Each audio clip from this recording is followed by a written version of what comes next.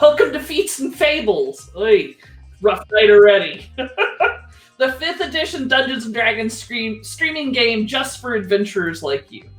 You can find us on Twitter, Facebook, YouTube, and wherever you get your podcasts by searching for Feats and Fables. If you want to watch us live and chat with our goofy selves, please join us from 8 to 10 p.m. Eastern Time on Twitch on Monday nights. I'm Paige Lightman, the DM, and I'd like to welcome you to Aglarond. Aglarond is a peaceful pastoral nation of half-elves. Our heroes are part of the Foresters, an elite group of scouts and rangers charged with defending Aglarond's borders, particularly against undead from the evil fascist nation of Thay. Our heroes are heading towards the Singing Sands, racing the nation of Thay to try and recover an ancient elven artifact.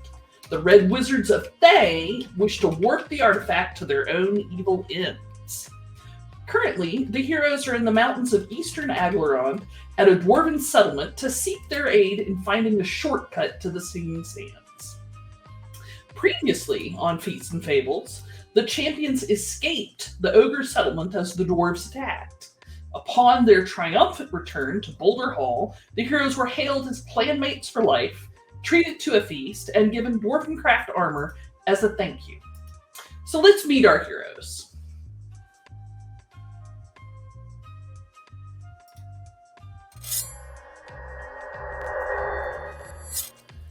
Victor Toussaint is a eldritch knight fighter played by Ron Frankie. Did you mention dwarven craft armor? I did! I assume you are very excited. We have Wildfire, a Fire Genasi Evoker Wizard played by Joe Streaky. Hello. We have Ross, a Lizardfolk Drake Warden Barbarian played by Coda of Kodab Games. Hello, everyone. We have with us tonight as a special guest star, Bert, a Bugbear Alchemist played by Dr. Andrew Wong. Hey man, I'm just really glad to be here and stuff. This is pretty cool. And we have Belwyn, a Dwarven Paladin played by Ben Heisler.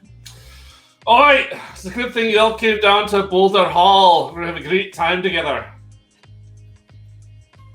All right, so speaking of having a great time together, the Freya and Brangian Bouldertam had just made queenly gestures, and a whole bunch of dwarven smiths came into the feast hall, pushing racks of armor cut to approximate human sizes. Well, Victor will stride forward and start examining a human-sized suit of armor. Tell me what this human-sized suit of armor looks like. It's kind of got squared edges. Even though it's made for someone the height of Victor, it's got that sort of dwarven feel to it where it seems very solid. It's probably a little thicker than human make armor would be. Sure. It doesn't have any sigils on it, although it has places for them. Or Victor's already in his mind hoping he can get some Aglarondian or Forester symbols smithed on there. Is it brass washed? Is it just plain steel? Is it shined to mirror perfection? It is blued steel. Blued steel. Excellent. Well, as you reach out a hand to it and touch it, a magical shift in the entire universe happens, and you're all 8th level. All right, get ready. 8th level dance. Hang on. Uh-oh. Do we still get the armor? 8th level dance. Yeah, 8th level dance. This feels a lot like our subscriber dance. It does feel incredibly like that. Because you know what? Mine is totally different. You can't stop me. New subscriber. Any relationship between our leveling dance and our subscriber dance is purely coincidental. Hey man, we gotta dance. We gotta dance. All I right, wonder- so 8th level. So what happens to everybody at 8th level? What fun, surprising things are you getting? Paige, I get the best thing ever. Something that the whole group has been hounding me literally for many, many levels. And Dear God, tell me it's the second. you want to know what that is? It's a level of monk! Yay! Finally, Finally, I was gosh. hoping. Not sure. No, I'm Ironically, taking that gives him a second attack. a 5th level monk, or a Fifth level monk, yay! Yay! that would give me a second attack. I'm taking a 5th level of ranger, which does in fact give me a second attack. Like, that's worth a whole new dance. Woo! Like, there are some other things, but they're mostly secondary to the fact that I can now attack twice per round. I'm not gonna give the gratification for something so poorly managed and so long delayed. I mean, I'll raise the roof for you, but that's I'll take it. I'll take it. Alrighty. So you took a level of ranger. You get a second attack. Some more spells too, probably. I believe so. In fact, not just more spells, but higher level spells at that. What kind of? You get third level ranger spells? Second, I believe. So I've got now Pass Without Trace, which I think since my bonus actions are already a just highly demanded commodity, I want to lean towards like non-combatant spells just to see how it goes. We'll see. I don't know. Is it Cord of Arrows? That is a spell, yes. You're talking about Swift Quiver, right? Swift Quiver. Yeah, no, that's a good one, but it's also not second level. No, it is not. You get Silence, which is, poor man's counterspell. Lesser Restoration, also good. Healing Spirit, very boss. Cool. Animal Messenger could come in real handy. Ron, what happens to Victor at 8th level? Victor gets to level 8 of the Eldritch Knight Fighter subclass. Mm-hmm. So I get my first second level spell that is not Evocation or Abjuration. Mm-hmm. So I decided to take, what did I take? Oh, yeah, that's right. Levitate. Because it's kind of a cool magical thingy that has a lot of different applications. Sure. Like if there's a banana really high, you can just levitate yourself up and get it. You never want to miss a banana. That one, there's always money in the banana stand. Mm-hmm. And since we learned that these rocks that were implanted in Victor's face are related to the Galo Moor, who are fae creatures, I thought it was appropriate for my level 8, I get a feat. So I took the Fae Touched feat. Ooh, nice. Yes. And, that was my primary consideration. The fact that it gives me the Hunter's Mark spell and the Misty Step spell were, way down the list of reasons I took it. Those are really nice, though. Yes, I'll get to cast them each once for free, and then I can use my spell slots to keep casting them more. So that was, since I got Misty Step from the feat, I didn't feel like I needed to. Otherwise, it probably would have been the spell that I took at second level. So I'm quite pleased. Plus, you get a point of, what'd you take, Int? Yeah, I took a point of int. I already had a 13 int, so all of my ability scores are all nice and even, except for my strength, which is 13, but that's okay, because I have my Gauntlets of Ogre power. Yep. I remember the days when they were 18 double-aught strength. Back. You have your Gauntlets of Overpower back. Yes, there was a while when I was, not as strong. It wasn't great. It wasn't great. All noodly armed. Yes. Alrighty. Let's see who's next on my list. Ben. Hi. So as a paladin, Belwyn got ability score bonus, which I put into strength because now I don't have to worry about strength for forever. Though I'm still hoping for a nice wide championship belt. And then past that, I think I maybe got more spells. but my primary concern was where the blue square bonus was going to go compared to Feats. Fair enough. Joe, what about Wildfire?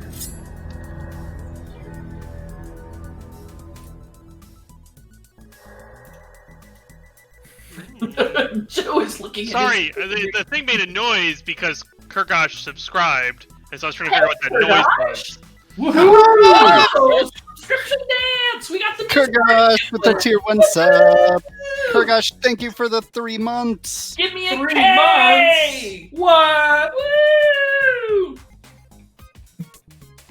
Wow, this is like a double dance. It's a level up dance, and it's the subscriber dance. Woo! What is even happening anymore? Good stuff. Thank you, Kay.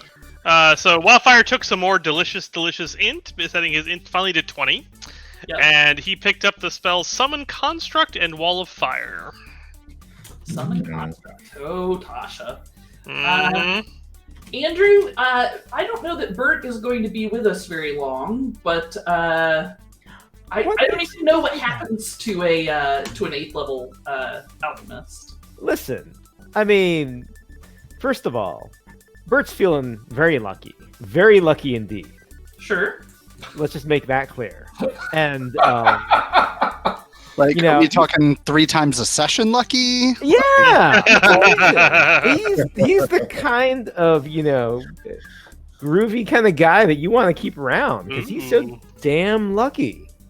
Nice. That is a good thing. Like, there's Right? nothing wrong with it. Ain't nothing. Right? That stuff rubs off, let me tell you. And he's picked up a couple other spells. I mean, like Aid looks pretty good, and maybe something else. So yeah, we'll see. It's Bert's enjoying life. He's just that kind of guy. That kind of bugbear. And we may be looking at a transition to the character what was foretold last week. How did all the polls come out? Cleric Rogue, I thought. There was a very neck and neck cleric rogue with oh gosh, do I still have it written down? I do. Cleric just inching out in the end by 4 whole points. Votes. And that's thanks to you, chat, because I really wanted to be a rogue, so I put bits on the polls for rogue. It was solidly outvoted. I'm gonna have to learn how to play a cleric. It's gonna be amazing. I'm excited. Yeah. All right, so that'll be next week, perhaps. All right, so this has been a lot of fun dancing. Let's go back to where we were when Victor touched the armor. Ding! Yes, let's. Ooh, Do we level again? No. Always, that's every what the bell time. means. Just keep touching it. Keep touching it.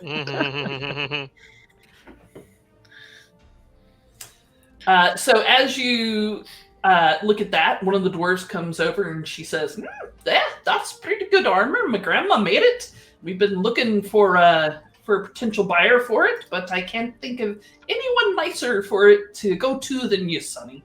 I tell you what, get directions from one of the dwarves, and you come see Lady Ursheld, and I will get it fitted to you.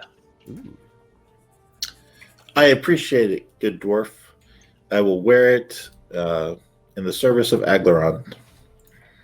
Ooh, a good choice. We need all the allies we can get, and it's good to have them on our side. She kind of reaches up and tries to pinch your cheek. I will lean down. You get the impression I would do just about anything for this lady. I wonder why.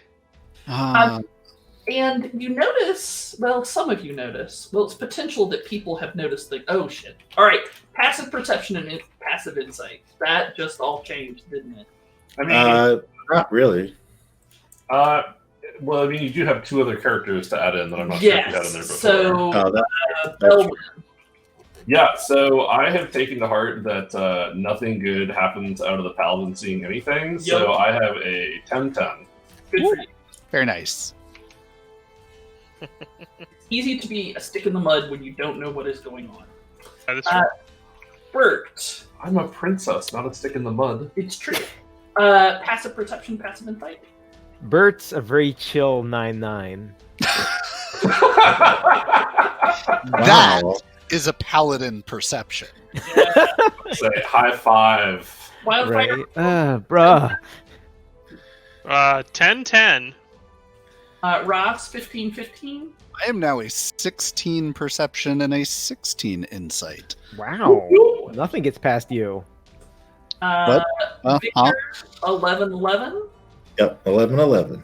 Okay, so Ross, you get the distinct impression that everybody in this room is treating this Lady Urshel with tremendous respect.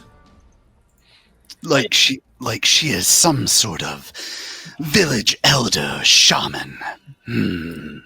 I shall need to speak with her later and find out if she's got any tips.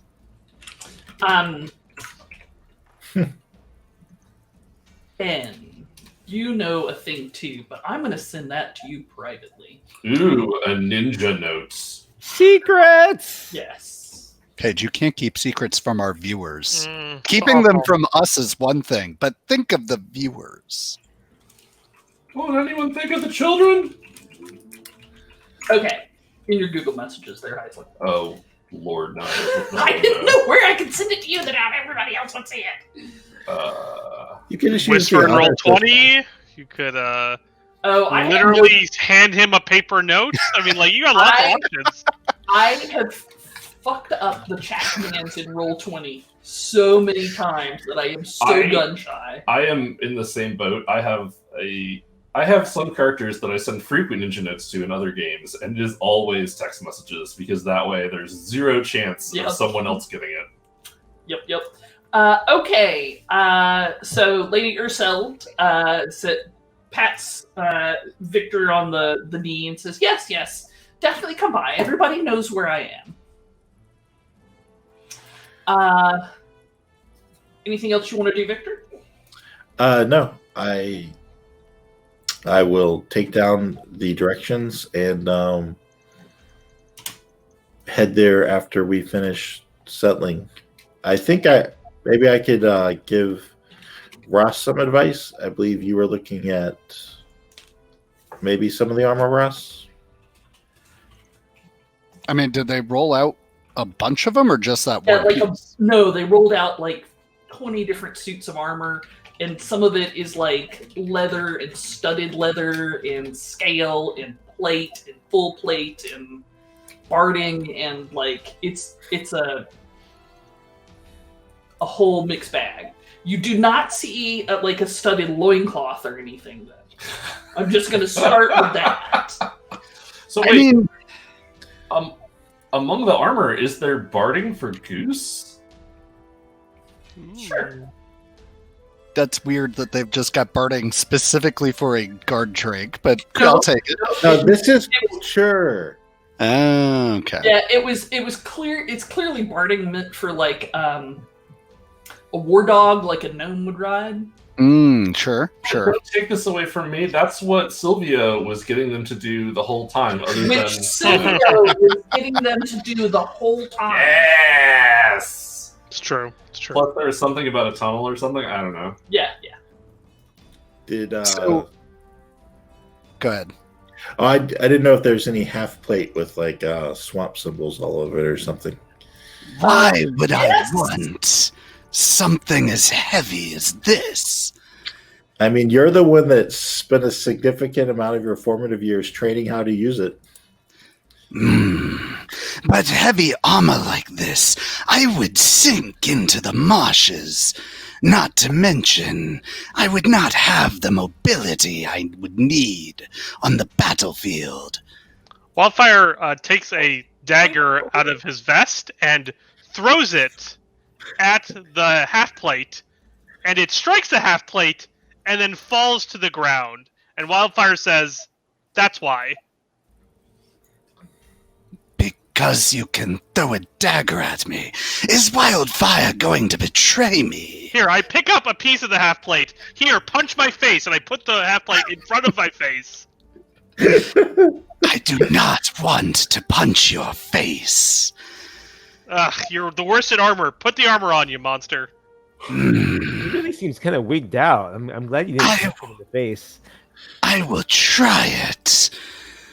Only because I have seen Dwarven, or heard of Dwarven armor being better than most. That is generally true. Mm-hmm. Wildfire kind of walks up and down the armor racks, kind of just like it's all made of armor. Sadly, like, he kind of gets to the end of it and says, "Do you have maybe a ring or something stylish jewelry, maybe?"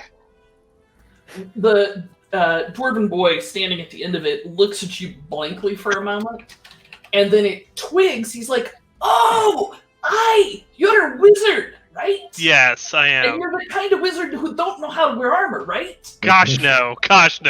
Probably every wizard he knows how to wear armor. Yeah. I think Wildfire would look lovely in a tiara. Or a loincloth. That too. Who says I'm Yeah. not wearing a loincloth under my clothing right now? But would you ever admit it? Only Ross knows for sure. Why? Because he has to detect loincloth or Yes, something? he has detect loincloth. I think that's pretty clear. I've learned upsetting things. I mean, I Upsetting- do have a 16 upsetting perception, so I definitely see the tag sticking out the back. Right, exactly. It's funny that Ross has the highest perception now. Like, that's going to be a situation for ongoing hilarity. It's gonna be great. Yeah. So the dwarf goes over and talks to Queen Freya. She's got red hair and is wearing a heavy copper torque around her neck. The dwarves are not in armor, but the heavy torque is almost like armor, and she has a big belt with a copper-bound book strapped to her side. Sure. And the dwarf points at you, and then points at the armor, and then seems to ask her a bunch of questions. And she says, "No," like this, and then leaves. I kind of nod to the boy and then step back, allowing my companions to continue admiring the fine armor here. So are you guys playing Bert as one of the rescuers? As one of the heroes? Or he's just somebody you rescued on the way? Or is he, incidental? How are we... The one to know where to the- seat everybody. the heroic thing we did was provide cover for the Dwarven retreat. Getting rescued from the ogres was not heroic. Fair enough. So Bert is not treated to the show and is not... He's not at the head table. He's at one of the side tables. What? No, Belvin is bringing Bert along as All one right. of the rescuers. May not have done the heroic shenanigans that you did out front, but he certainly was involved in getting Belvin out. Okay. I was also going to say, Paige, if you remember from last week, I am sticking close to Bert, and now I've kind of drawn on my "Do not kill me." I'm a Forester badge. I'm with him. It just has a little arrow pointing to my left, and then I just try to stay to the right of Bert. Fair enough. Fair enough. Fair enough. Bert, for his part, is sharing his stash with Ross. Who is at this point taking it because let's not forget our dear fallen friend Mira. Yes. Mhm. So are we saying that Ross is high as Dragon Balls at the moment? Yes, maybe. So And also drunk. Bert has a sack of what can only be described as butter cookies that they're small. I mean, they're small because he understands how potent everything is, and has been handed over a couple to Ross. Butter cookies. That's a novel mixing form I had not thought of. Yeah, Now I want butter cookies. right. Sadly, all we have is a box of Tiff Streets. We But have those really good butter cookies from, were they from Vietnam? Ooh. Paige, Ross is spending the evening drowning the feelings that he feels over the loss of his friend Mira, feelings that he was not ready for and does not know how to healthily cope with. Right. So Ross is processing in an unhealthy way. I mean, he's doing the best he can with the help of his new friend Bert. Bert's Fair helping. enough. Bert's not at all a qualified therapist, but You get by with a little help from your friends. that's right. He is a sympathetic ear, though. Fair enough. So about 10 minutes later, so this is kind of the ceremony part is over and the dwarves are eating and there's a lot of people moving around to go talk to people. So standing out in the middle with a bunch of plate armor isn't weird. In fact, the dwarves are kind of going around one-to-one to say, "Oh, I like that one. Oh, look at him work on that one." So it's kind of like they're showing off. Too. But in about 10 minutes, Queen Freya comes back and she stomps right up to Wildfire. Says, "Oi, right? You're a wizard, yeah? I am. And you didn't know how to wear armor?" She looks like sitting and confused. I'm from the city, the human cities. You understand. Sure. Well, I tell you what. I looked back in some of my old adventuring gear, and I wore this for a while I was training till I got my plate mail. But I don't need it anymore, and I'd be pleased if you'd take it. Oh. And she opens a black pouch and pulls out a copper ring with a series of bright red sparkly garnets in it. Ooh. And says, "This'll do it. This was a fine ring. It's actually a family ring, but you brought my niece back to me, and I'm forever grateful." I am most honored. Thank you, Queen. And she thumps you on the back, and it's a hell of a thump. Like, it's friendly, but woman can she build. Well, yeah. Whereas Wildfire staggers at that. He is not the most, bulked up of individuals. She kind of looks at you and says, I have a bit of an improvement program I can teach you if you stay here for a while. Little. Maybe I'll come back. Sadly, we are tasked with some very important goings on now, but perhaps I can return and take you up on that offer. I'm an observer, and regardless, I can teach you a few things. Well, and thank you again. Thank you. She gives you a charming smile and stomps back up to the main table where she continues arguing garrulously with her sister. So, did Ross actually choose plate mail? Half plate. Half plate? Like, really, he went with the recommendation of his commanding officer, which I believe was half plate. Okay, yes. So, Ross, what do you do with the current mithril chain shirt that you're wearing? I mean, I'm probably not wearing it at the dinner. That seems like it'd be rude. Also uncomfortable. So it is currently probably back in the rooms. It's probably in that filthy sock that you keep carrying around. Sure. I mean, if that's where we keep all of our magic items in our downtime, then I guess. I mean, I would imagine that we do, since then it's not possible for them to be stolen, since they're always in my pocket. Also, nobody wants that fucking sock. Yeah, because they have no idea of its value. No idea. It's just okay. I just described it as a athletic sock. All the other stuff has come afterwards.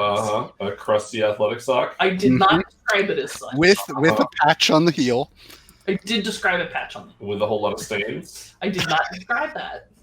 And just a very distinct odor. It does smell a little socky. Yes. Most socks smell pretty socky, is all I'm saying. Yes. That's the nature of socks, I would imagine. Go ahead, Ron.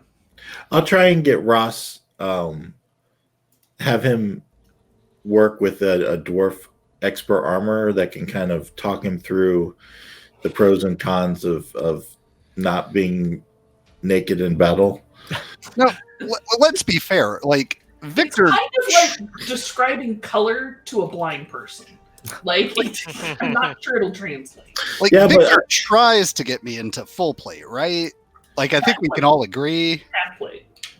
No, I know you don't know how to do full plate. Otherwise, I'm working you up to it. I hope if I can get you to enjoy half plate enough, I can get that fighter level in Ooh. you. Or Well, that actually wouldn't do it, would it? It'd have to be a feat at this point. But Yep. still, one can hope. Or maybe I'll just have you wear it without proficiency. so, like you hold the half plate up and like, doesn't that just look adorable? And I'm just like not buying it. No, my actual strategy is to lean on the fact that Ross respects like elders that are respected and good in their craft. So I'm trying to find a old and knowledgeable dwarf to basically put you in the point where you'd have to either wear the half plate or refuse the dwarf. And I know that Ross will not refuse an honored elder. I like it. I like it. Ron, So- you have a point of inspiration, sir. Thank you. So- Sure enough. Like Victor, I fall prey to your manipulations, hook, line, and sinker. Like, just I can't. You say they've got an Etsy store of their own.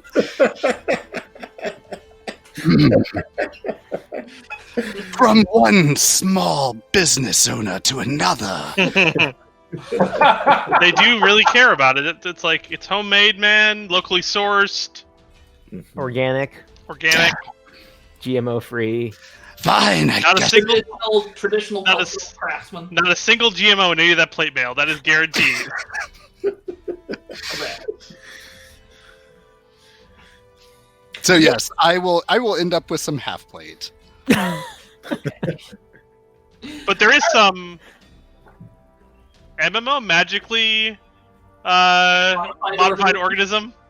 Yeah, MMO Yeah. is something else entirely different. MMO. The I'm funny just thing following is, like the, it. the letters. It's fine. Victor, they threw in this air freshener for free. Oh, good. Oh, good. So the party continues late into the night, and there's music and song and feats of strength and various sorts of dwarven entertainments. You are all encouraged to eat as much food as you can. Silvio is sort of the belle of the ball. It seems like everybody knows and loves Silvio here. So He is- after... Sorry, he go is ahead. seated at the high table as well, kind of probably right next to Doramog, who he's been hanging out with anyway. So after about an hour and a half of partying, Wildfire is finished with partying and goes up to the corner of the feast hall. He doesn't leave the feast hall. He's not going to be rude, but he kind of makes his way off to the corner with a big mug of ale, and then pulls out the sock and begins unloading all the various magical items we found via this very helpful Thayan. Okay, so if you will recall, and for our home audience, so you can recall, in the last desperate part of the fight, Wildfire and Belwyn teleported up to where their gear had been stored, and had a wrestling match with a Thayan mage who rapidly noped out of there. It was mage on mage. It was so hot. Yes, yeah, mage on mage wrestling, and he lost. He fled the battlefield. And he had a crate of stuff in his quarters, and Wildfire just basically upended the crate into his bag of holding and grabbed the dude's spellbook as well, Yoink. just to add insult to injury, I feel. Yeah, pretty much. All right, so the spellbook is an object of power in and of itself. Sure. It is an arcane grimoire +1. Ooh, mine. It belongs to someone named Narlash Nazara, and there are various curses pinned on the inside cover to anyone who should take it. Sure, I remove them all one by one. They're just stickers, ultimately. So You gotta pull them very slowly to get them off cleanly. It says remove curse is really just peeling very, very slowly. Ooh, but Joe, it's definitely those stickers that have that awful glue on the back that, like, even after you peel it up, it still has like Yeah. sticky crap on No, it. that's right. You peel it up and then you remove curse, which does remove the sticky crap. That's what okay. remove curse is for in this process. fair. It does have some. It's mostly necromancy spells with some various utility spells mixed in there as well. It does have some weird stuff going on though. So it actually has an arcane version of Revivify. That's weird.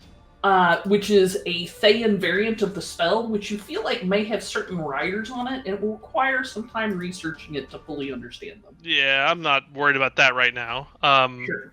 Well, I'll kind of glance through and get an idea of what spells are inside, and then I'll kind of move on to the next item. So the exciting thing is it does contain a 9th level spell, and that spell is Time Ravage. Time Ravage? What does Time Ravage do? You should look it up and tell the class. It's hilarious. And by hilarious, I mean terrifying. I'm gonna guess that it ravages. So within 90 feet, you select a creature, putting its physical form through devastating rapid aging. The target must make a Constitution saving throw or take 10d12 necrotic damage on a failed save, or half as much on a successful save. If the save fails, the target also ages to the point where they only have 30 days left before it dies of old age. In this age state, the target has disadvantage in all attack rolls, ability checks, and saving throws, and his walking speed is halved. Ooh. Only a wish spell or greater restoration with a 9th level spell slot can end these effects and restore the target to its previous age. Excellent. Yes, that is a severe kind of Thayan screw you. It also has a variant of Soul Cage in there that you think also has some interesting riders that will take you some time to figure out. Cool. What else we got? Rope of Climbing. Ooh, okay. There's a sword in there, and it's a weird kind of sword. Mm-hmm. It's a hilt and then kind of a pole, and on either side of the pole are sharp, serrated teeth. Take a nature or arcana check from anybody who feels like making one. Mostly just Joe, who's looking at the stuff. I'm too busy getting high. Well, so with the 23 arcana, you readily identify these as gold dragon teeth. Huh. Do you take a moment to cast the identify spell? Yep. Yep, I'm ritually casting lots and lots of identifies. Okay. You get sort of a audience of dwarves around you because they're curious as to what you're doing. And they're oohing and eyeing at some of the work. So this is actually a lucky gold dragon tooth longsword. It is a +1 weapon that also gives you +1 bonus to ability checks and saving throws. It does require attunement. Ooh, nice. But it's definitely not like a metal blade. It's just like gold teeth mounted on either side, like a sharp tooth sword. I'll put that in the good pile.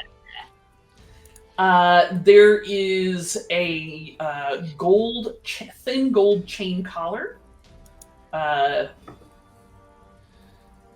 When you identify it, it is a collar of claws. It gives +1 AC and +1 to hit and damage with natural weapons and +1 saves. Okay, that's interesting. So we just put that on Ross, right? Yep. I think Hewitt is going to be rocking an awesome new Ooh, collar. that's true. That's true. He would love +1 hit and damage. Yep.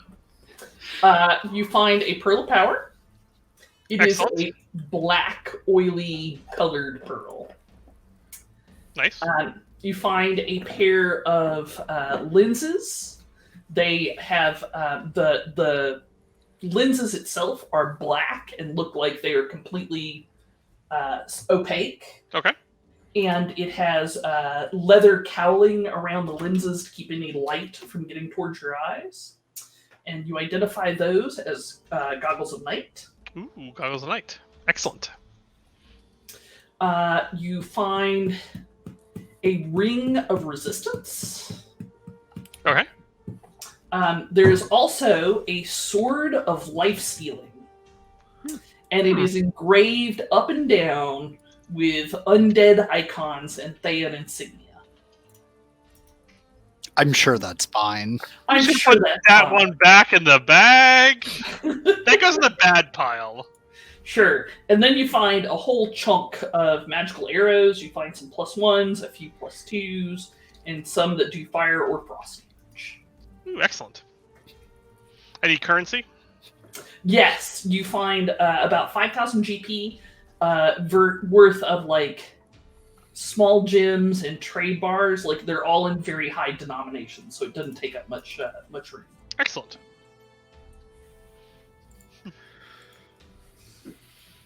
Sounds good. And like I said, you have a whole bevy of dwarves there that are like, "Ooh, let me look at that," and touching all the things. And Yeah, looking at I don't stop them from touching. I keep an eye. Really, Hewitt, to be more honest, keeps an eye out for anyone taking anything. But Like, how would you notice? I mean, I wouldn't notice. Hewitt would. That's Hewitt's job. I don't do things here. That's Hewitt's job. Fair. Excellent. So I will kind of pack everything up, and then kind of having full knowledge of what's inside my bag of holding now, I'll go back and rejoin my friends. Okay. So, as I said, the party lasts late into the night. I think y'all had wanted to talk to Silvio and catch up about plans for egress. Mhm. So I think Belwyn goes off to talk to her Grams. her Grams, sure. And Silvio strolls up. No, we wanted Belwyn to be part of this. We wanted Belwyn actually to be the primary person talking. It's fine. I'll just go. Ah oui, bonjour. Oi, the fuck's with you and your goat legs? Like, Then we keep going like that until I got tired. yeah, like he could do that for a while, but we're I got places to be tonight, so you know. I'm No, actually really but- on board with this one-man show that Ben is about to put Yo. on. Mm, Let's just go into 2-person view and then just let him run back. there you go. I sadly don't have a 2-person brood that is prepared to be Ben and Ben, though. Sadly, that's what we would need. Paige would go on a break, and I would just be facing one side on my camera, and then And just roll on over. Ben understood. If you give me 10 minutes, I could probably set it up. Oh, I know. I'm sure we could set that up. All right, so Sylvia comes around, not as shit-faced drunk as you might expect. So I'm very sorry to hear about Mira's sacrifice. Is that what occurred? I know that she was lost, but She gave her life to destroy an evil artifact. that I would not have expected a consultant to do that, but I will drink to her. I will make sure she is. Stories are told to her in the annals of the Foresters. Ah oui? And I will make sure that they continue to extol her virtues here in the Dwarven Boulder Hall. Far as continued searching across the river,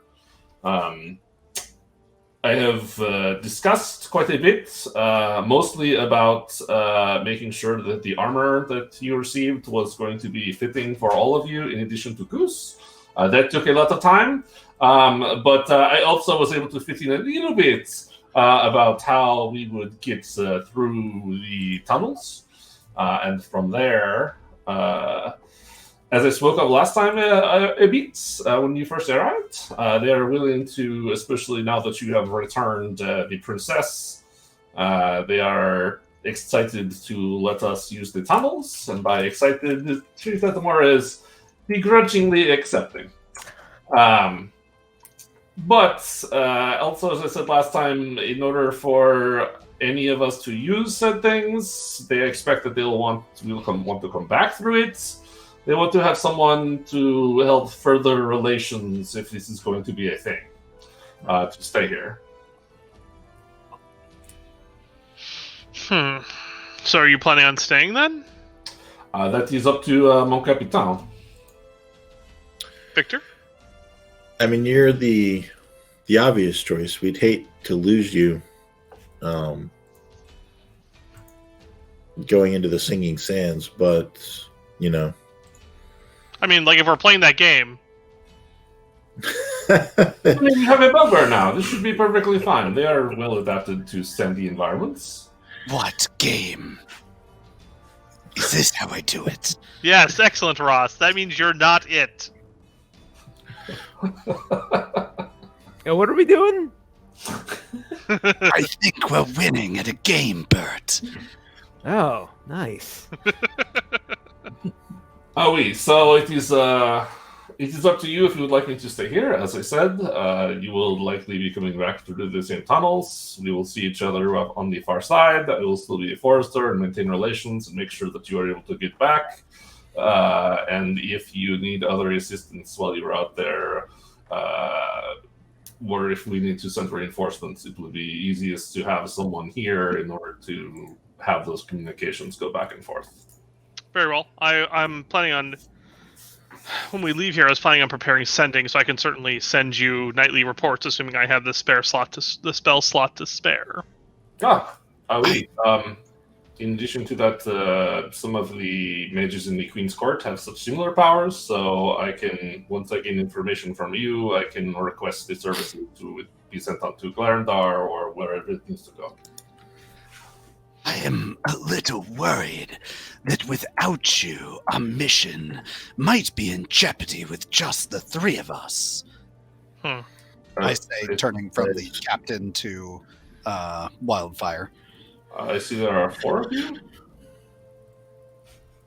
Yeah, man. Yeah, well, Goose is a valuable member. Goose is a valuable member of our group, Goose, yes. But Goose will probably be busy using the artifact detector. Goose has been training on that, if I understand correctly. Well, it's 5 of us, Hewitt, as well. I mean, ultimately. Then the 6 of you. Well, what say you, Bugbear friend? Are you Aglarondian? Let's start with that. No. Well, perhaps we start with something a little smaller stakes. Would you like to receive a stipend in order to travel with these 5 individuals and provide them aid? Also, while stopping a terrible force of fascist undead, loving fans. Yeah, I don't really have any love for, the kind of messed up things the Thanes are doing. Like, I'll head out with you. But, I'm not really like a hardcore fighter, so I'll definitely travel with you guys. That is okay. I am not what you would say a hardcore fighter either. We have enough people that run in and hit their faces up against things between our Capitan and our giant lizard. Am I still winning? You are always winning rounds, especially when you are running in front of me and apparently the Bugbear. And what is your name, Mr. Bugbear? Oh, I'm Bert. Well, short for Bertramek Gork. All right then, Mr. Gork. I believe that Wildfire potentially has some papers for you to sign as for part of your enlistment. All right. You don't have any sort of, like testing or anything, do you, as part of your process? We have a bit of testing as to if you have a disease or something else that we could cure so that you could be at full fighting form, but we do not do a test on alcoholism or recreational substances. As I heard, you have quite a few. We should talk about that after class. Yeah, all right. No, that sounds cool then. Well, with that said, the other part was, in addition to wanting one of us to stay here, they want to send a dwarf with you as part of a switcheroo support efforts. And we can certainly use someone to guide us through the tunnels and lead us back to the entrance, which I'm sure is so cleverly hidden we could never find it once we leave. Oh, maybe one of the Dotty dwarves from that flying irregular force that rescued us. 7th Legion, yeah. They seem pretty badass. I mean, whatever the queens are willing to give us, I think will be appreciated. Any assistance? I will talk to them about that, but if you want to speak to them as well, if you have a particular role that you prefer to be filled, then I can arrange an audience with the queens. Tell them that we will need their strongest warriors to thwart the Thayans. I will tell them that is what you request. I am sure that will be no problem, given that you have helped end the attacks and save the princess. That seems to have been an excellent way to get yourselves in the Boulder Hall's good graces. And we probably won't need a purveyor of illicit substances, so you can cross any of those dwarves off. It appears that you have that covered now, so it's an excellent gap in our grouping that is now filled. And we probably don't want a wizard that can wear armor, because it would probably make Wildfire self-conscious. No, I think that's great for him. He can go wade in, and I'll stay back here. I'm fine back here. It's all good. But I will make these requests for you, and if there are any hitches, or if the queens would prefer to speak to you directly, I will come forward and let you know this thing. Time is of the essence. I'm not sure how much of a lead the Thayans have on us. I'm certainly nervous the amount of time we spent captured, that they are just going to continue getting further and further ahead. But we did recover the way to find the artifact, didn't we? I still have the finder, but hopefully the Thayan didn't have time to examine it and determine its magic. That is another concern that I have. Would it not be in his notes or spellbook? I did not find anything in his notes or spellbook, but he certainly might have. Learned something by just examining the device directly. But it's hard to be sure, right? There is a chance that he learned something. There's a chance he learned nothing. Even without the device, the Thayans would have more manpower and now days advantage on us. Mm-hmm. They do have a fort on the other side of the river.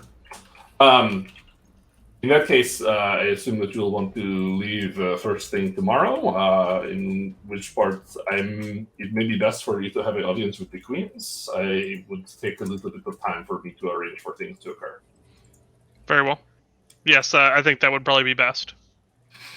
All right, well, enjoy the rest of the party and rest well, and I will come first thing tomorrow to collect you to introduce and announce you before the queens.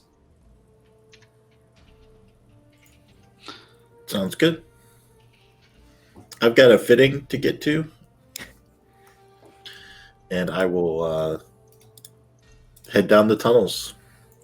Okay. Dwarves, because they are not hung up on daylight cycles when they live in a primarily subterranean structure like these do, tend to have odd work schedules. So even though you know the feast was kind of the end of the day, you head towards Ursheld's workshop, and sure enough, you find her there. I would go with you, Victor. Okay. Because I imagine I will also need a fitting for the half plate. Sure. And she is more than capable of fitting the other half plate to you. Even it's not her work, but so she gets you up on the stand and starts strapping armor to your body and moving leather straps around.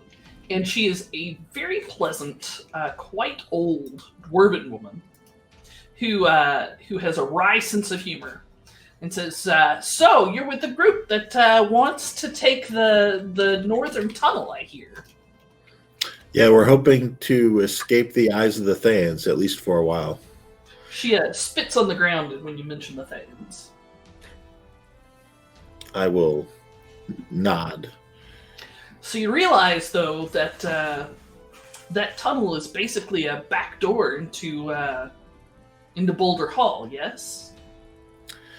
Yes, we know it's a big ask. We're in a very dire mission, and we don't know what the Queen's decisions will be. We would understand if we needed to wear blindfolds or I mean, the bigger similar. problem is, even as you exit on the northern side, that's no man's land between Theaglerond and Thask. And if you're spotted, someone could notice where that tunnel is, if you would, even if you didn't know where it is, someone else could see it, and then it leaves us another vulnerability. They've long tried to get past these mountains, and they would love to flood the back tunnels with all sorts of undead. Probably animate our own catacombs against us. We don't ask this casually. The artifact that we are searching for would most likely allow the Thayans to penetrate the mystic defenses that have basically kept Aglaron safe from them all these years. And She narrows her brows. What is this? we don't know exactly, but we know that Aglaron is basically protected by ancient elven magics, and we know that it's an ancient elven artifact. And we know the Thayans. We know all we really know about it is that we know the Thayans want it and think it's that useful. Which is a reason for them not to have it.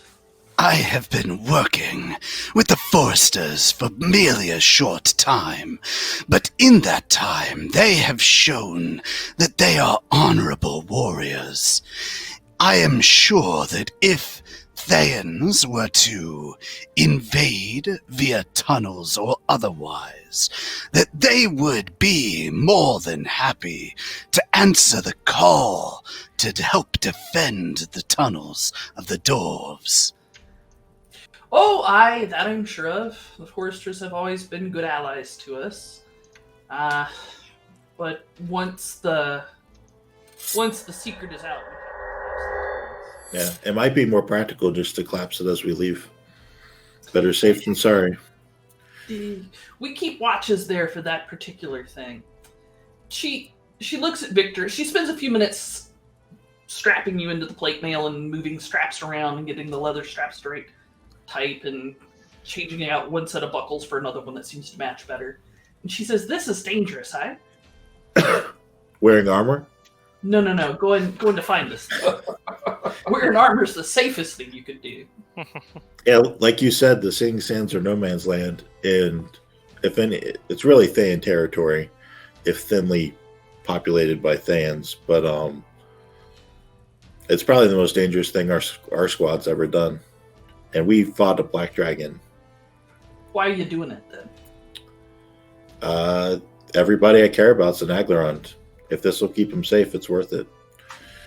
Yeah, but why you? Why not let some other unit of Foresters do it? We were the knowledge of this artifact is something that they didn't want widely disseminated, and we were the group that encountered the Thayan refugees that had the information. So it's just random luck of the draw. But no, personally, why are you doing something that's so dangerous? Is it solely motivated for love of your family? I mean, that's why I'm a Forester. What motivates you? I think right now, I mean, my main motivation is my duty to my Foresters. I'm also looking for the reason I was struck near death, and someone came by and implanted these gym, I'll call them prosthetics.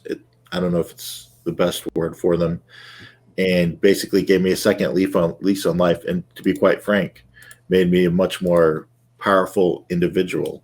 And it might be a coincidence, but in our travels so far towards this artifact, I've already uncovered more information about them than I had in the entire time prior. So it might be a somewhat selfish reason, but I just feel like I'm getting closer to solving that mystery as well. All right. And I like to kill Thans. She snorts in laughter at that. Oh, I'm sure. It's a time-honored tradition. I was just wondering what would encourage a person to put their own life on the line. Victor, you and Ross hang out with Urseld, get your armor fitted, and head out. Yep. Mm-hmm. She says she wants to give it a last going over and polish, and she'll have it by your door in the morning. I'll leave her with examples of Forrester iconography.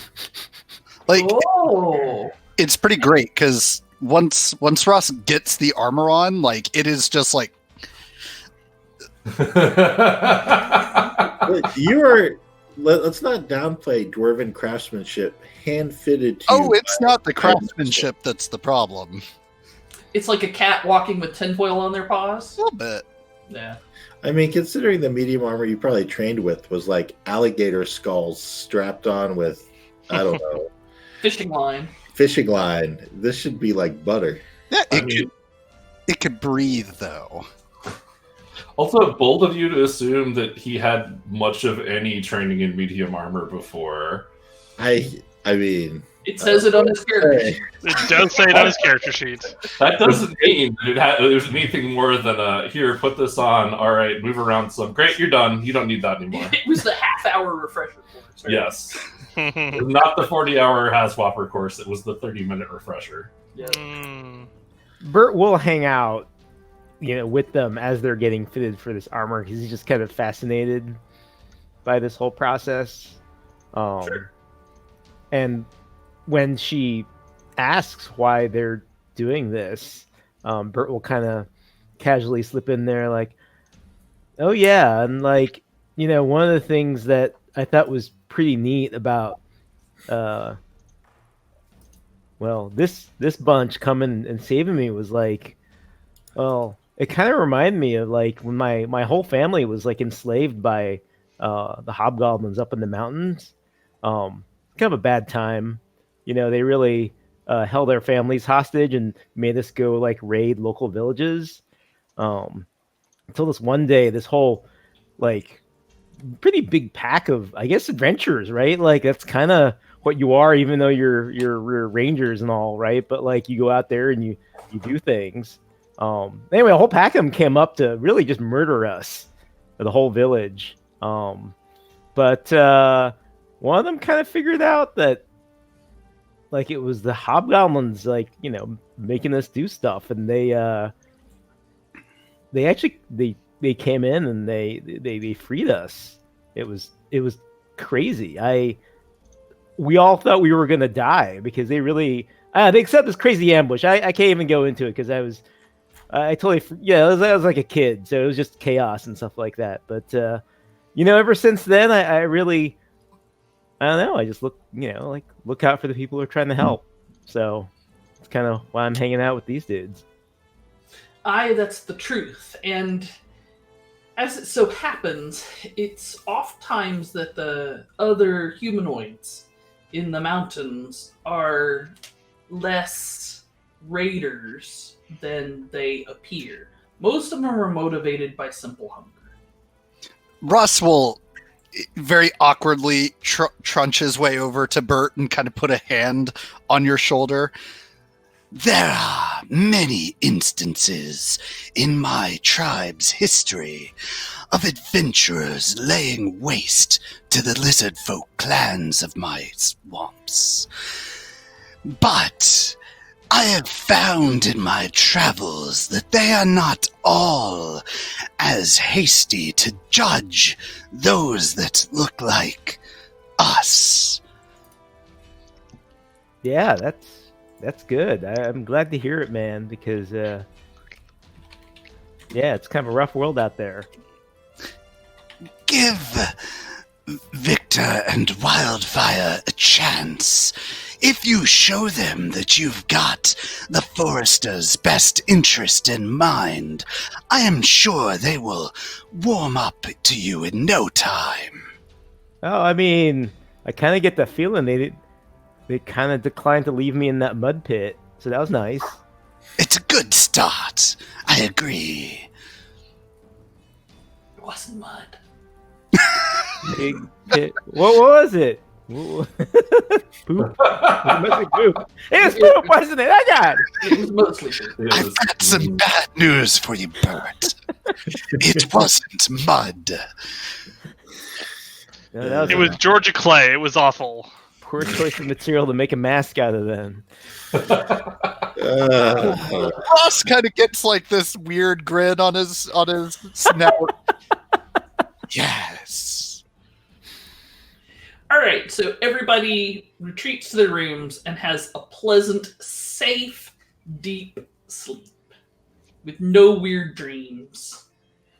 Well, that's And good. You have a long rest and get all your long resty stuff back for the first time in a while. Ooh, long resty stuff. Yes. Good. In the morning, doors are knocked upon, armor's brought in, dwarven breakfast is brought in. Dwarves believe breakfast is the most important meal of the day. So it is a lot of food that is delivered to the common area of y'all's suite. And Silvio can come in and let them know they have an audience with the Queens in an hour. Sylvia walks in. Hey, Silvio. Bonjour. Did you all rest well? Indeed. Mm-hmm. Wonderful. You have an audience with the queens in 1 hour, so you should make sure you don't eat too much and you put on your nicest clothes, and I will lead you there. Excellent. Sounds good. You want a Danish? No, I already ate. Mm. Paige. Good. Paige, before we leave, I will cast a spell. Mm. Ooh. That spell is sending. Okay. Everybody around fails to counterspell you. Good. I'm glad. I mean, like they don't dare, honestly. Already silences off. And it's to I forget his Perrin name. Alstrara? Yes, Perrin Alstrara. Alistrara? Yes. Right, that guy. And the message is as follows.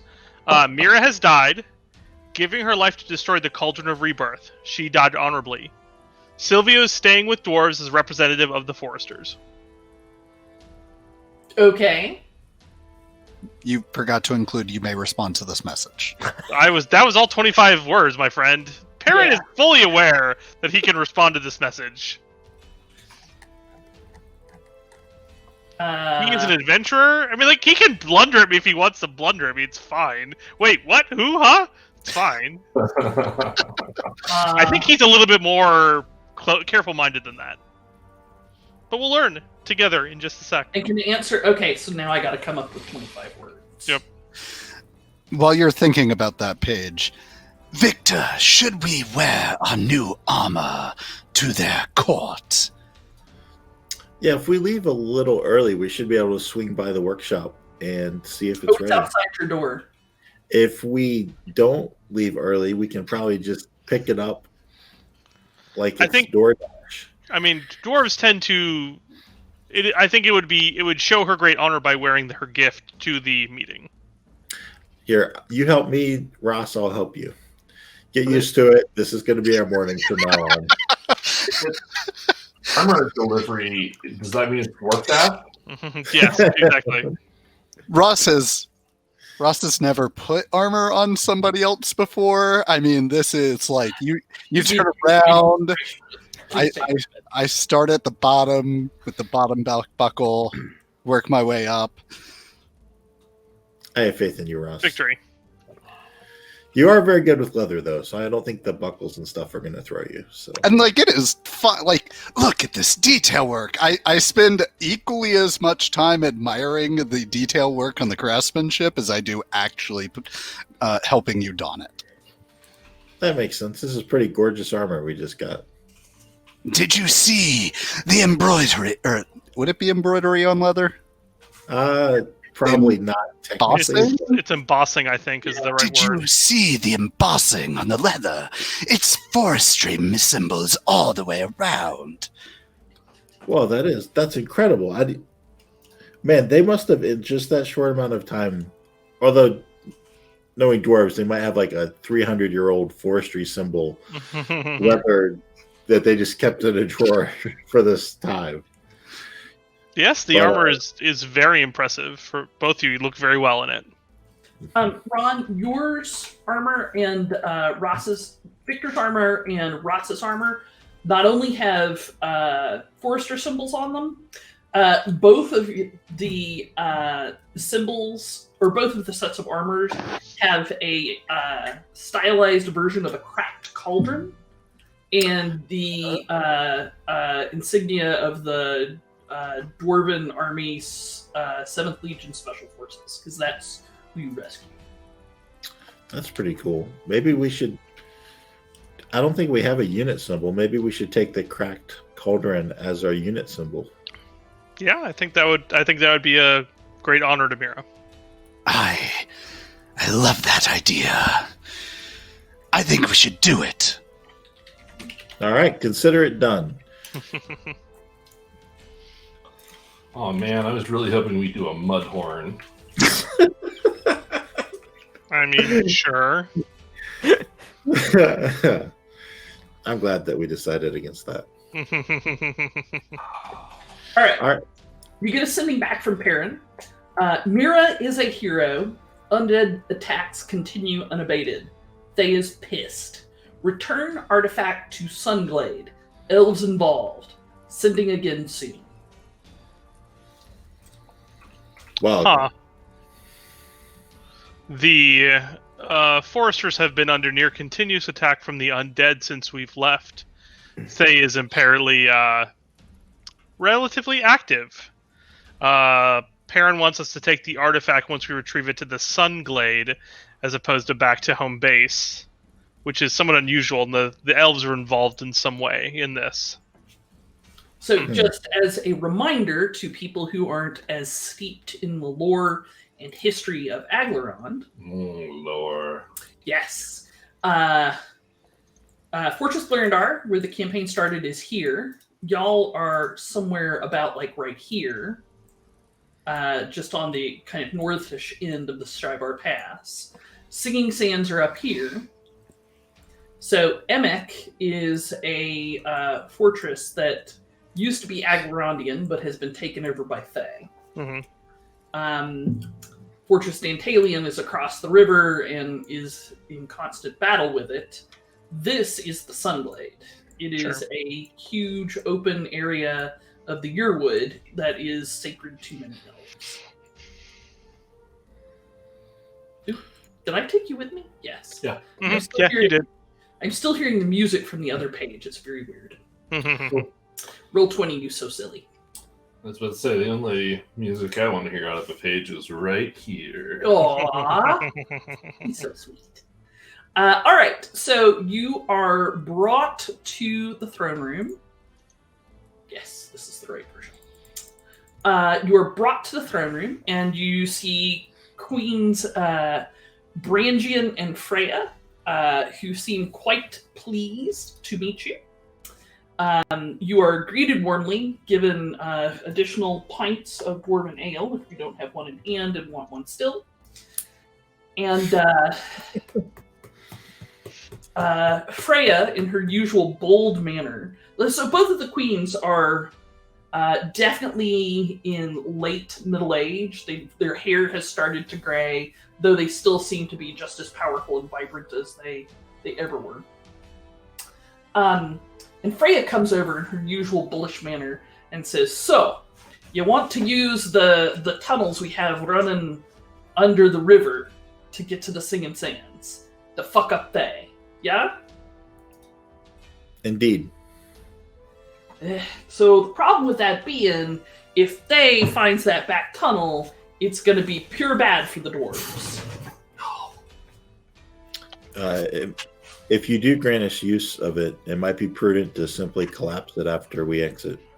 I hate to do so. It connects into a lot of other things that are important, or so the trade ministers tell me. We don't run a whole lot of trade through there, but we'd like to. We'd like to build tunnels all the way to Gonalgrim, but that's a long ways away. But, having saved Manice, there's naught we can refuse you. Right as she pauses, a courier comes in, pulls Brangian aside, and whispers very excitedly in her ear. Coda, with your passive, I'm going to be sending you a text message, buddy. Okay. Gross. Ninja, no. I don't know what I'm So you've given Mike homework to find his phone page. Oh, well, if we're at that stage of it, then don't worry. So you hear the words they, invasion force, and gnolls. Ooh. The Thays are invading the Knolls. Excellent. Yeah, I mean, that sounds good to me. No wonder they're so excited. All right. Brangian, beetles her brows together and says, "We appear to have a delegation visiting us." What sort of delegation? Knowles? Apparently. Actually, I'd like your input on this one as well. Come sit up here.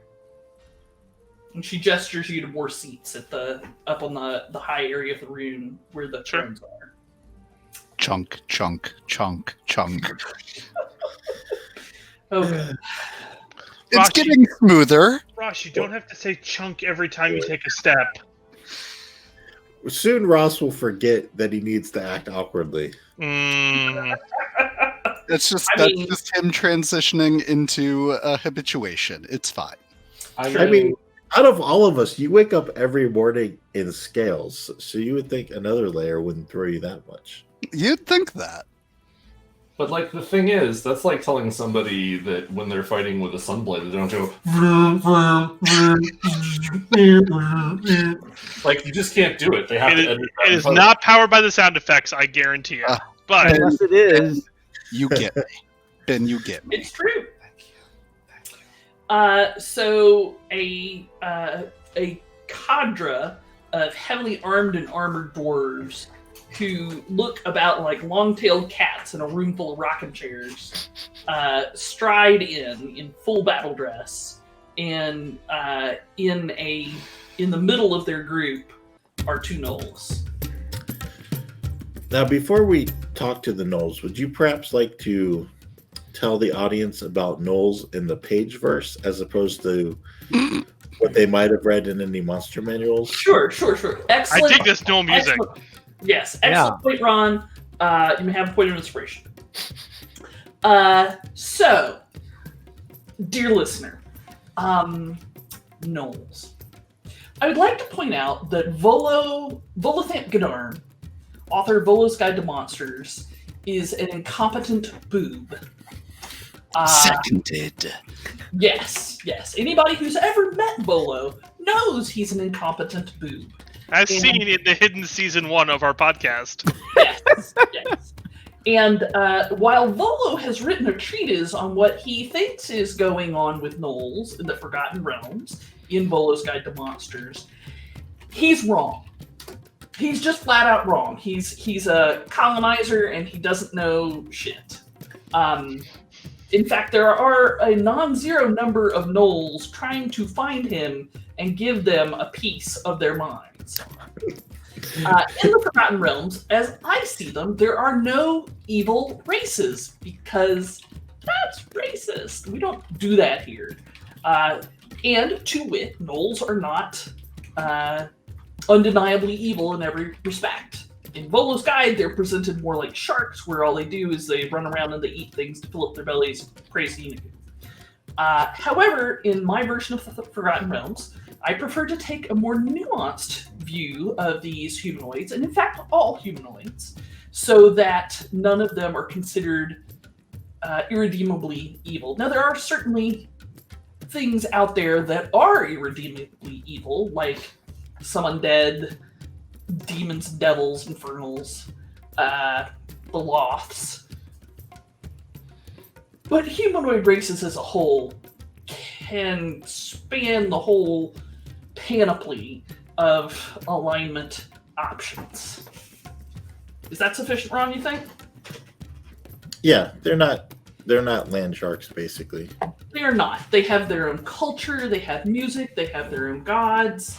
They tend to be quite savage, but no more so than tribes of human barbarians. Much like Paige, Ross has a very similar opinion, as lizard folk have been presented as equally brutal. Granted, now that I've been among humans, we are quite brutal. But maybe that is because the humans are just meek. Fair. That is an entirely fair lizard folk viewpoint.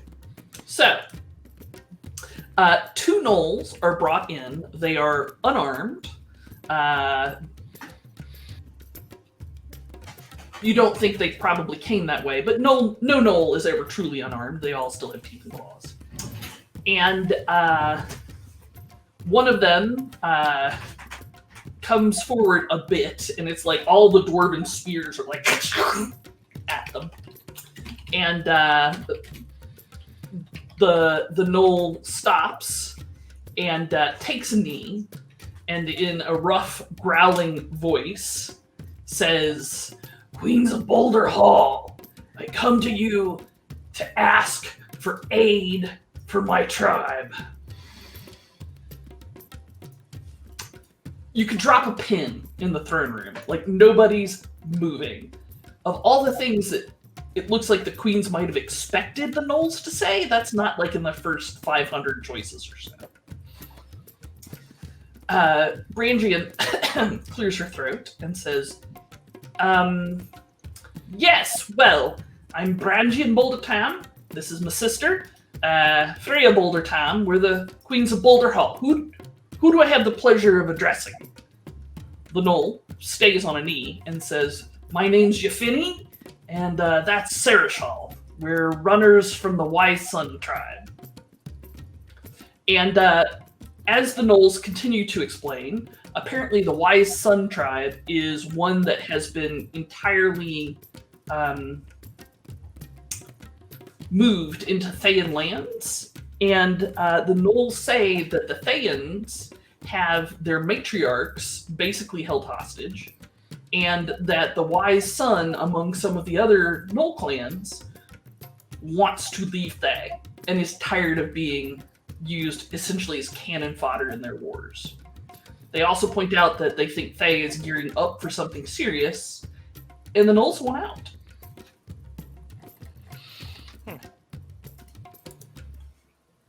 The sisters look at each other a moment, and then Freya cuts her eyes towards Wildfire. "What you think, wizard?"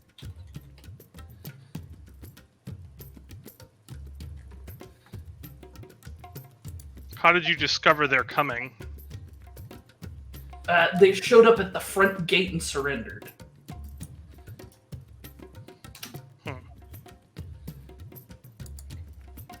I kind of gesture to the gnolls. I'm sorry, I did not catch your names. The one kneeling says, "My name's Yafini, and my fellow here is Sarashal." Yafeni, how many? How many gnolls? Mm-hmm. The gnoll thinks for a moment. About 1,000, give or take.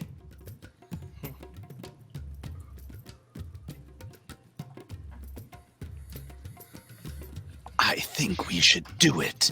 I mean, they would not ask for help from dwarves lightly. They certainly took their hands into their own lives coming here. But what are they asking? For a dwarven army to foray into Thayan lands? With crossing the river, it would be extraordinarily dangerous. We're hoping to find a place where the clan can move. We need to be out of Thayan territory. And these mountains wouldn't be terrible hunting grounds for us. Oh, I thought so you're going to abandon your matriarchs. We're going to try to get them out. They have as much as said that if we can't get them out, that we should leave. They'll surely be sacrificed if we do. It's not what we want. How many matriarchs are being held captive? 9. Obviously, the clan structure has many levels of authority, but those are the 9 highest-ranking gnolls among us.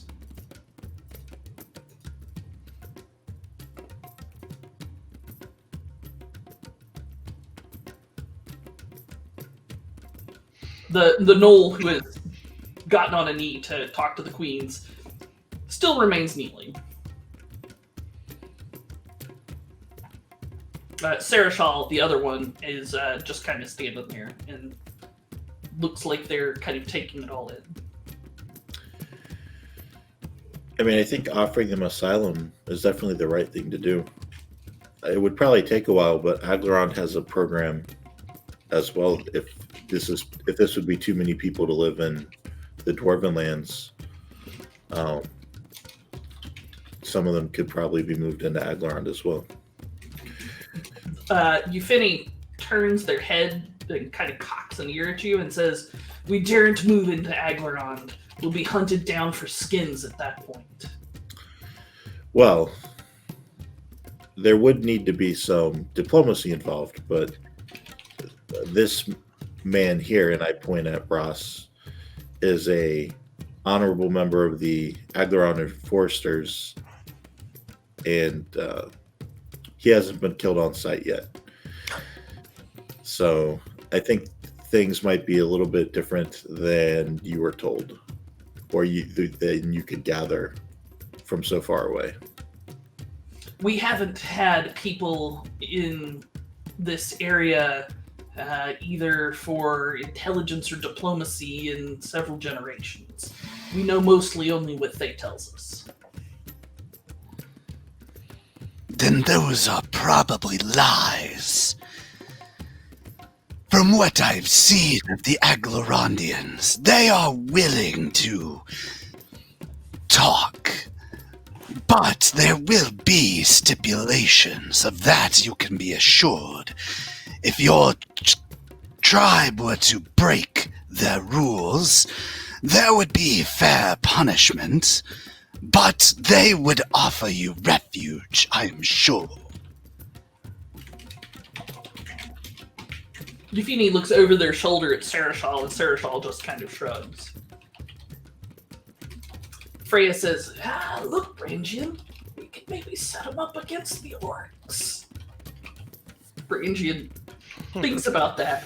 That's a damn good idea. How do you feel about orcs? Or ogres? We're having a bit of an ogre problem.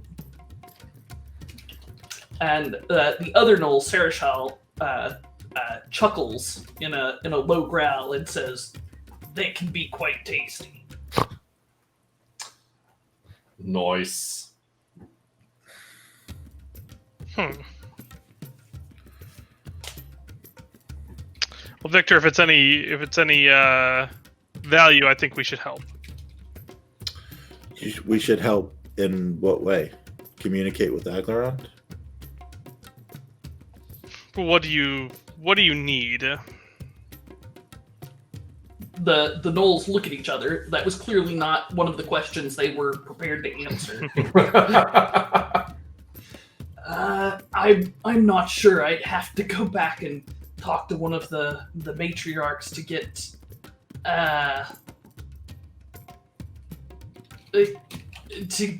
to get full understanding of what she wants, but we were charged to ask the dwarves if they would object to us moving into the north slopes of these mountains, promising to stay out of their way.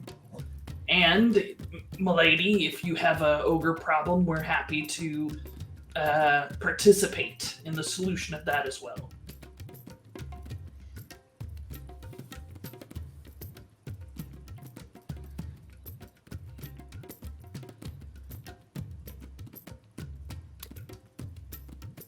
The Dwarven Queens have a quick conference and say, well, we appreciate you coming to ask rather than just showing up with 1,000 gnolls on our doorstep, because that's a good way to start a war. Let's talk about that, shall we? If you'll excuse us for just a moment, Commander, see that these gnolls are given food and drink and a place to rest, please. The dwarf pales at the idea of trying to give gnolls what they need to eat, but obediently says nothing and marches the gnolls out. I watch him go longingly for the thought of what that meal might be. Delicious, delicious meat. So much of it. So the queens take a moment and they're like, Brangian says, well, that's the damnedest thing I ever seen. Freya said, nope, couldn't have predicted that. That's new. You really think Aglaron would give him a spot? Officially? It wouldn't be a great spot, but I mean, it's basically empty lands south of the wall and west of the marsh. Aye, there's Mesring is out there, yes? If we go to the map again. Let's go to the map. The map.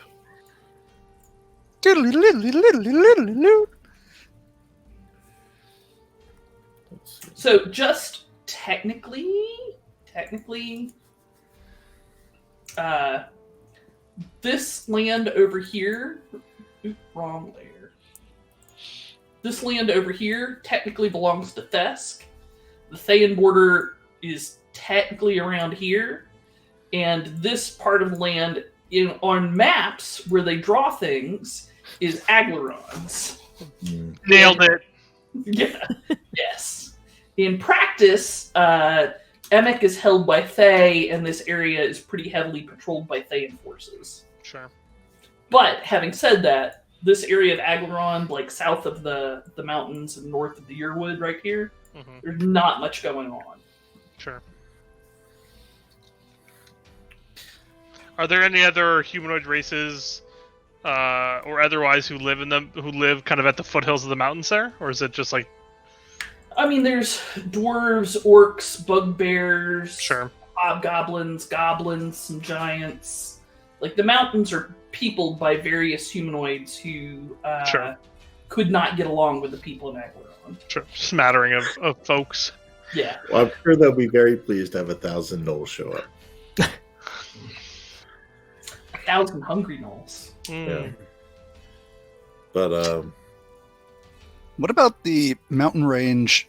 And Paige, this is just my lack of knowledge on Aglaron. What about that mountain range south of the Umber Marshes? Like, what's going on with that territory? So that is technically Aglaronian territory. The River Lapradar is the border between Aglaron. The border drawn on maps between Aglaron and Thay.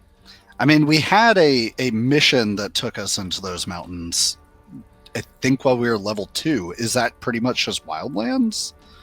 Yeah, I mean, again, you've got the same smattering of humanoids there, basically pushed out of the civilized areas of Aglaron, but both Thay and Aglaron enjoy having these mountains there because it keeps them separated. Right. And much like the Offspring, you got to keep them separated.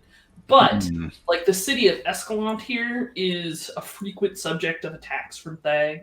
And this whole area of Aglaron is very lightly populated because if Thay is going to start some shit, that is a place where they're going to start it. Mm-hmm. I mean, it would be a great rebuff to Thay invading that territory. Bunch of hungry gnolls. Just saying. I'm sorry, a bunch of angry, hungry gnolls. Well, maybe probably more accurately, a bunch of well-fed angry gnolls, but it's fine. But friendly gnolls. These would be our gnolls, not Right. free-range gnolls. They would eat no less than 5 Thans per Aglarondian eaten. Worth it. I mean, that is probably an appropriate ratio, yes. I can just hear it now. The invasion has begun. Oh? You mean the buffet? But Unfortunately, Thay uses a lot of undead as shock troops as well, which are not tasty. That's true. I have seen some hyenas mess up some bones. Well, this is true. This is true. so with times being so So, fun fact, hyenas, and then probably therefore gnolls in my world, have white poop because it's all bone material that has been crunched and pooped out. Delicious. So with times being so tumultuous, Aglarond would probably like a buffer of 1,000 gnolls at basically no cost to themselves to stick somewhere. Or maybe the dwarves will just keep them and use them against the ogres and the orcs. It sounds like they'd be perfectly happy. I mean, the thing is, there's a lot more habitat for 1,000 gnolls pretty far to the north, or pretty far to the south, than there is here. Having said that, we're happy to put the gnolls between us and the ogres. Right. Well, I mean, we could certainly have Cilio begin working on a repatriation plan, which will probably take a little longer, but we need a place for them to stay in the short term. And if you guys have a place for them to stay in the short term... Silvio probably thought he was just going to be partying with doors and drinking and passing some messages. And now, Silvio, you're in charge of 1,000 gnolls. Major refugee relocation efforts. I was born for such things. Just imagine all of the paperwork that will be involved. Oh, I wish I could stay. Instead of me, if you so prefer. I bet those don't even have personal identification numbers yet. So good. What's happening here? Wildfire loves paperwork, you know that. I know Well-known fact. Wildfire ends up being the one who just, yeah. So Freya says, so do you think they'll be able to get their matriarchs out? That seems like a pretty large problem. Seems unlikely. I mean, if they're controlling 1,000 gnolls, I bet the Thans have those matriarchs on lockdown. Probably, but just to be on the safe side of things, I'd rather have 1,000 gnolls in my backyard with a strong leadership system than with one that's trying to adjust to an entirely new leadership system and also repatriation. Brangian thinks about it and says, oh yeah, that's a very wise idea there, Freya. I hadn't thought of that. Pardon, are you proposing that the heroes here before you do something about getting a Gnoll matriarch back? Like, is that where this is going? I mean, our dwarves need to be here because we've got an ogre problem going on. Admittedly, we just took a large bite out of the ogre problem, but I hate leaving Boulder Hall undefended, or even lightly defended, or lightlier defended in the summer. Once the snows come, it'll be easier, but... And then perhaps we could look at maybe mounting some sort of expedition, but... I hate to leave even one soldier behind during the summer. And where did they say the matriarchs were being held? They said they. Well, that is just across the river, over by where we are already going. Really, our goals, right? Yeah, let's find out where they're being held first on the map. You want me to call the gnolls back in? I think so. I think the more information we have, the better tactical decision we can make. I mean, there's a lot of Thay. Yes. Right, but like, Yes. it might just be across the river Thay, or it might be a million miles Thay. We need to discuss. If they are in a mount, that is right out. Oh, sure. Wow. If it is 1,000,000 miles into Thay, there is no way we could do it. In fact... Right. Ross is helping, okay? Ross is helping. Ross understands 1,000,000 miles is a lot of miles. Mm-hmm. It goes 1, 2, 3, a lot, so... And then eventually 1,000,000. Yeah. Yes. Yes, it always eventually goes swimmingly. All right, hang on a second. I want to do something with the map. Ooh, math. Ooh, Okay. things with the map, y'all. Inappropriate. Map stuff. Gross. I mean, you know what I bet keep the matriarchs out for sure? What? One unassuming bugbear. There you go. They'd Just have no like, idea. Maybe Got this some is the, people up. maybe this is the story of Bert's rise to power among Knoll society. 9 great now, you people. see. Just No going on the matriarch. rampage. But the problem is he is signed in as a contractor. That means that he cannot be sent alone. He has to be part of a group. He has to have a handler with him. So, I don't know. That last contractor we had sure acted alone. Fair. Wow. You know what I'm smelling here? A Burt Ross buddy cop movie. I like it. I I'm love it. down.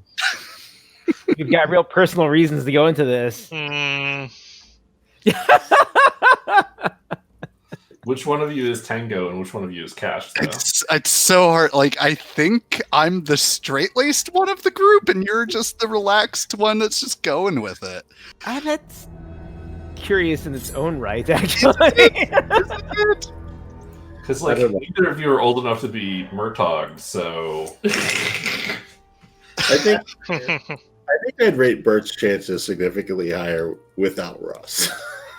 That's true. Out. Hey, I don't know if you know this yet because we Yeah. haven't had to fight anything, but I've got 2 attacks now. Woo! Exactly a mighty type mission, right? It's like sort of a exfiltration. Requires a light touch. or perhaps one of you is Crockett and the other one is Tubbs. That's totally possible. You do already have the drugs for the vice angle, right? It's true. It's true. Or who's Starsky and who's Hutch? Yes. Who's yes. Smokey I know and that. Or is Ross Turner Ooh, and Burt we're settled. We're done. That's it, obviously. All right. So in a few moments, the gnolls are brought back. They do have a somewhat well-fed look about them because they are pretty lean coming in. It's okay, Ross. Just go up and waft a that. single tear come here? And Euphemy once again takes a knee before the queens and says, "I am to understand that you have additional questions." Yeah, our main one is where are the matriarchs being held? Can you show us on a map? I can. And Euphemy starts very cautiously, brings their hands up so everybody can see their hands, and goes for a small pouch on a shoulder strap in a very in a way designed to make people not think that they're making sudden moves. And Euphemy pulls out a map. I will somewhat sadly get out the Elder Cartographer's Glossography. Ooh. I remember I used to constantly be fighting Mira to see which one of us got to hold it. And now there's no one fighting me for it. It's very sad. So the map that you have is very old. So it shows not exactly a Paleozoic view of Agleron, but one that's several editions old. And so this is, if you might have to zoom in on it, but this is the River Umber. These are the mountains which you are currently in. Singing Sands is about right here. They point out that each hex is about 10 miles, for what it's worth. Wait, isn't this Singing Sands northeast of Emic?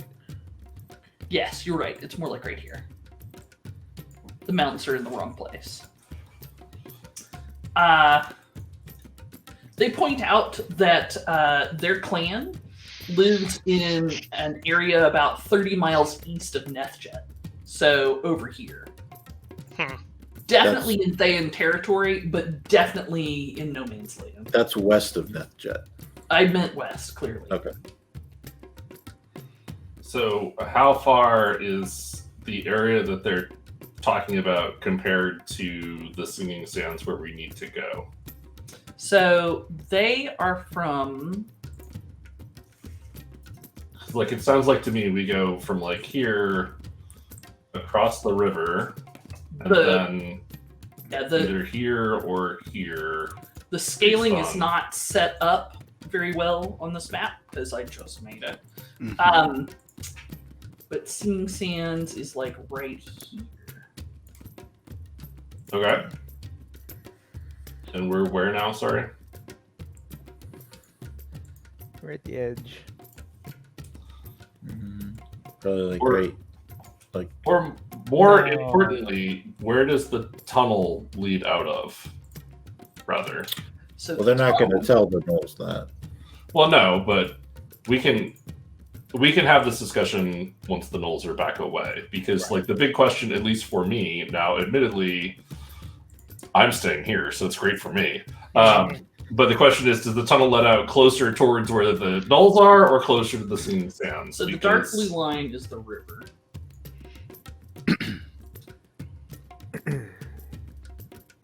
So it's not on the way. Nope, it's directly to the east. Or to yes, to the Yeah, to east the of where east. you are now. Yeah.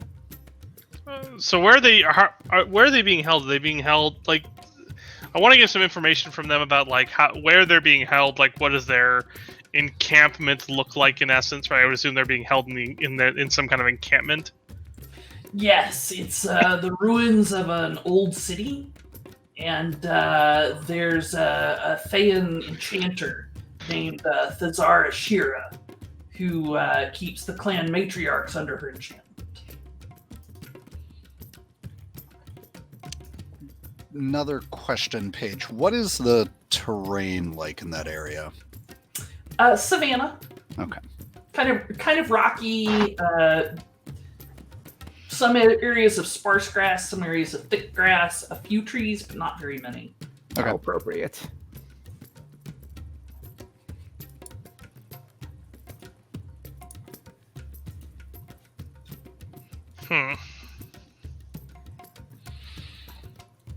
Yeah, it's kind of a hard choice, man. I mean, it would be fantastic to, basically steal an entire tribe of Knolls right out from under Thay's nose, and probably, kill a couple powerful Thayans along the way. But and get their ships. yeah, but I mean, it would be,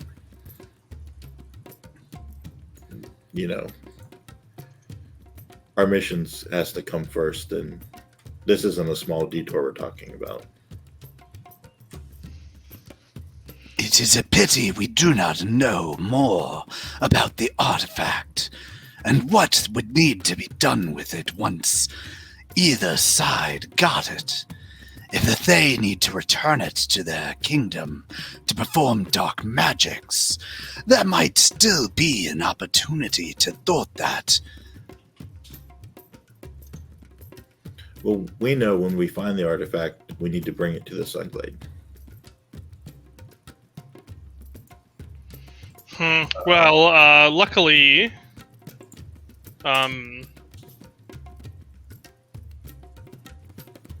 our boss was going to send me another sending to sometime today. He might have further information that may help make this decision. That being said, Yeah. I mean, So I've adjusted the scale on here, and I think it measures about right. so it's about an equal distance. It's a little bit further away. Well, yes, except the Knolls know exactly where they're going, and in the Singing Sands, you're going to be able to find out where you're going, but it'll take a little bit to get there. Whereas the people from Thay are going to have to wander around like Belloc with the Do have the Knolls heard of the group of Thayans that left in that direction? Right, it's possible they would have traveled that way, or even through their group. Oh, maybe they know something. So tell me what exactly you asked them. Let's go back to some. Have there been any groups of Thay that have headed west out of your city or marched nearby your city? How big might they have been within the last 10 day or two? We have had several groups of Thayans go by. In the past 4 or 5, 10 days, we've had a couple go through with larger groups of zombies and skeletons. One massively frightening vampire. A big flying thing. Looked like a bat. Back in our hushed tones, so not to be directly overheard, If we were to infiltrate the Thayan kingdom, it could also present an opportunity to figure out more of what is the plan in the Singing Sands, and more about the artifact itself. We, or at least learn more about the group that is headed to the Singing Sands. Usually fans, at least speaking, partially from experience and partially from a fair amount of reading. Most of the fans are, how do you say, in the common, catty bitches that surely would know, or rather, I assume would know, hey, Frank is going over to the Singing Sands. I'm going to get him on the way back and steal whatever he's got, because I know Frank has this weakness. Because I am a tricksy fan. And there's nothing better than killing other Thayans to get power. They have an inspiration point for your. I will send that to Ben next session, as it is bonus time. Oh my goodness! I have just noticed the time. And with Sylvia's drops Oh! on our game tonight. Guess we'll have to make this decision next time. Oh! What will happen? All right. What will happen? What will they do? I presented them with side quests that is a substantial benefit to the country that they love. Or will they continue to go directly onto the objective? Who knows? We'll I find out think next- the chat is shouting for us to split the party page. No. Yeah, you haven't even considered that. Bad Dragon Slayer. No. Weenie, miny, mo. Okay. No biscuit I'll- Dragon Slayer. And then I I like can it. play this character here and a different character there. All right, gelatinous room. I know where that line is from, and you also get a point of inspiration on your next D&D game. Enjoy it. Tell the DM I said so. I mean, I think this is the chat's clever way of getting us to stream on more nights. Yeah, That way we could. Yes. Double up. we could have the Aglaron T team head off to. There you go. Sure, I'm game. Like, don't threaten me with a good time. I can just steal more. Oh no! No, the true enemy for this is scheduling. To find Fair. another time. Fair. Right. Like that cartoon. Who are we? Gamers. What do we want? To play. I can't make it Tuesday. I can't make it Saturday. I'm busy every other Thursday. Right? All right. So I guess it's time to say goodbye, Chad. I don't want to, but Aww. Goodbye, chat. Bye, Is chat. HR making me do it? I mean, you are contractually obligated to say goodbye circa 10 o'clock. Okay. Well, thank you, friends, for joining us on this adventure. Please like, follow, and subscribe. Also, super big shout out to anybody who joined us New Year's Eve. Playing trivia on New Year's Eve was actually not as pathetic as I thought it was going to be, and was really a lot of fun. So I think that might even be something we do in non-COVID years. I don't know. I dug it. Thank you, chat, for your inspiration polls and extremely bad advice. I don't know. Chad has a great idea of doing a C team as guest players, and that way Oh, yeah. it wouldn't have to revolve around our already crazy schedule. Sure. We love having you with us, chat. You are our light and our inspiration and our reason for being here. We'd like to thank our listeners and supporters, particularly Coda. Oh my gosh, we've got so many since the New Year's celebration, but tonight particularly, thank you to Kurgosh for the 3-month subscription. Thank you for the bits, and everybody that was here tonight watching. We love you all. Be sure to let all your friends know so we can share the love. All right. Please join us next Monday night at 8 p.m. Eastern Time to see what happens next, and follow us to adventure! Bye, y'all. Ah.